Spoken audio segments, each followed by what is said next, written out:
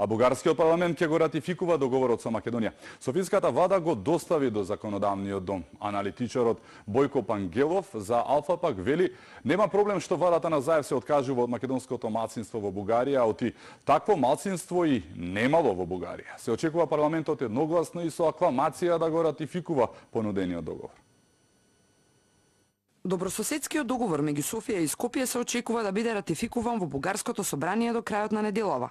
Тоа се проценките на министерката за надворешни Захариева, откако денеска бугарската влада до Народното собрание достави предлог закон за ратификација на договорот. Контроверзниот договор, што ја разгневува македонската експертска јавност и по подпишувањето, се очекува да биде безмалку едногласно ратификуван од бугарските пратеници. Тоа е еден вид задолжителен услов за развој во добар правец на односите, вели за Алфа бугарскиот новинар и аналитичар Бојко Пангелов. Един договор сам по себе си не може много да направи, но е едно условие, което все пак е задължително, за да има развитие на отношенията и да се изчистват някои спорове, може би от исторически характер. Сега за Българското народно събрание мога да кажа, че договорът 100% ще бъде ратифициран и то с огромно мнозинство. Може би няма да има и 2-3 против. Најжестоки реакции меѓу домашната јавност предизвика откажувањето од своето малцинство во Бугарија. Тоа што се предвидува заедничка комисија да утврдува иста таква историја, но и дека во договорот не постои ниту македонски јазик, туку се нарекува јазик од уставот.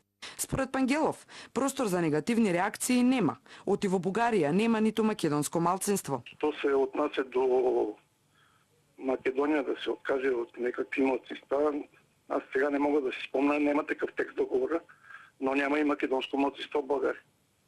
Това ви го гарантирам. Нашата конституция е ясна. В България няма национални малцинства. Има права на човека, няма колективни права. И не само българската конституция е така и много други държави. Договорот беше подпишан на 1 август. Предходно сите бугарски пратеници имаа можност да интервенираат и да дадат согласно со неговата содржина. Во Македонија тоа не беше случај. Договорот се крчкаше зад затворени врати, без можност за било каква интервенција од страна на експертите и пратениците.